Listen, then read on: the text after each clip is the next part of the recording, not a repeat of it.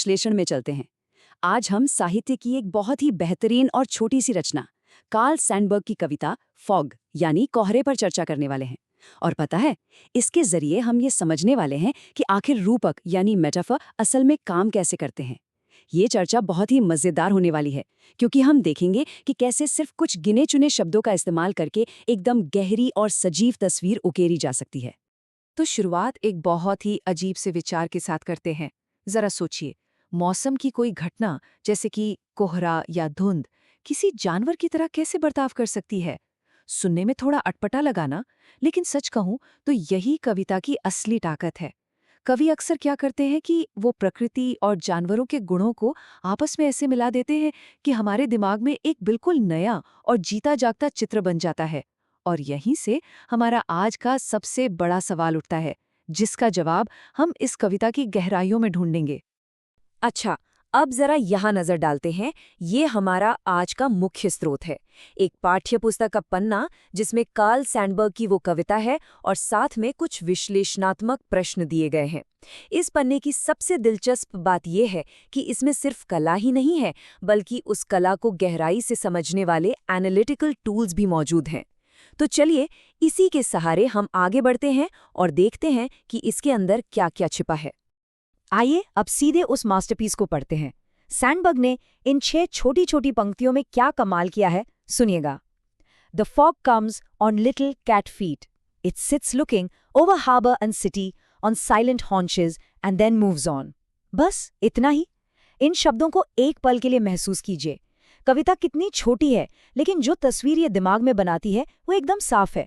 जरा उस बंदरगाह और शहर के ऊपर छाए हुए उस खामोश कोहरे की कल्पना कीजिए। अब देखिए, इस कविता में एक खास शब्द आया है, हॉन्चेस। आगे बढ़ने से पहले इसका मतलब समझ लेना बहुत जरूरी है।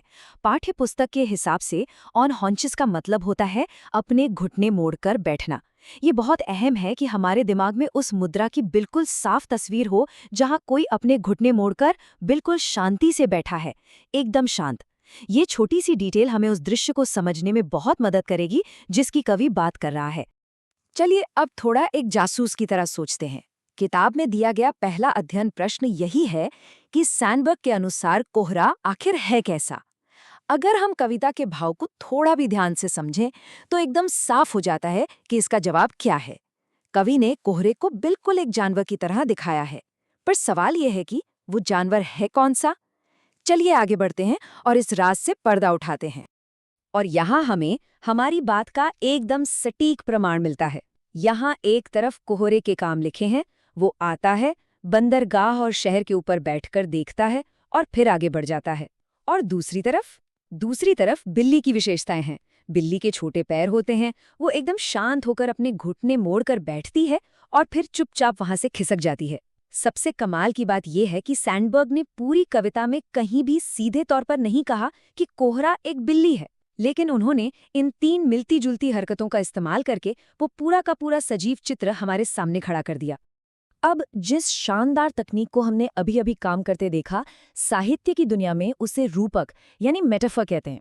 परिभाषा के मुताबिक मेटाफर एक ऐसा टूल है जो किसी एक चीज की विशेषता को उठाता है और उसे दूसरी चीज में डाल देता है ताकि एक बहुत ही दमदार तुलना की जा सके। बिल्कुल वैसा ही जैसे इस कविता में किया गया। बिल्ली के शांत और दबे पांव आने की खूबी को उठाया और उसे कोहरे के ऊपर डाल दिया ताकि दोनों के बीच की वो समानता एकदम उभर कर सामने आए। अब किताब सिर्फ परिभाषा देकर हमारा साथ नहीं छोड़ती, बल्कि वो इसका अभ्यास भी करवाती है। जरा यहाँ दिए गए इस छोटे से चार्ट को देखते हैं। पहला वाला हिस्सा पूरा किया गया है। अगर हमारा विषय तूफान है तो बाघ उसका रूपक बन सकता है ना? और विशेषताएं क्या हो सकती हैं? खेतों के ऊपर से झपटना या गुर्राना। अब जरा खुद सोचकर देखिए कि अगर एक ट्रेन, आग, स्कूल या घर के बारे में ऐसा ही कुछ लिखना हो तो हम किन चीज़ों की खूबियों को उधार ले सकते हैं। सच में ये सोचने का तरीका ये समझने के लिए कमाल का है कि मेटाफर कैसे किसी भी आम सी चीज़ को एकदम जादुई और जीवंत बना देते हैं।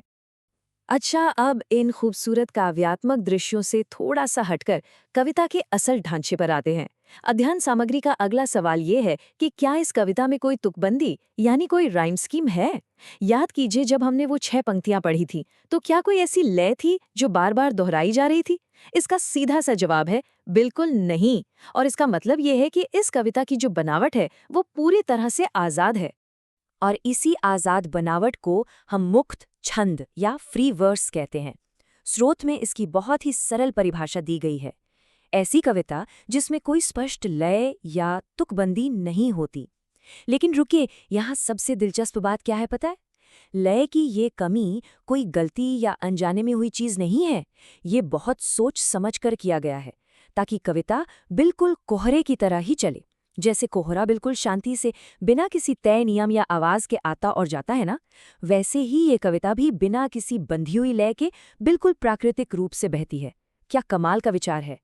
और अब हम इस विश्लेषण के आखिरी पड़ाव पर आ गए हैं। किताब अंत में हमारे लिए एक बहुत ही मजेदार रचनात्मक चुनौती छोड़ जाती है। ये कहती है कि जरा एक तूफान की ताकत की कल्पना कीजिए, उसके शोर को सुनिए, उसकी शक्ति को महसूस कीजिए, और फिर इन सारे एहसासों को समेटकर उस तूफान की किसी जानवर से तुलना करते हुए खुद एक कविता लिखिए। हमने आज रूपक और मुक्त छंद के बारे में जो कुछ भी जाना है, उसे असल में आजमाने का ये एकदम सही मौका है। तो जाते जाते ये जरूर सोचिएगा कि एक तूफान आखिर कौन सा जानवर हो सकता है, एक दहाड़ता हुआ शेर या कुछ और। हमारे आज के इस विश्लेषण का अंत इसी दिलचस्प सवाल के साथ होता है।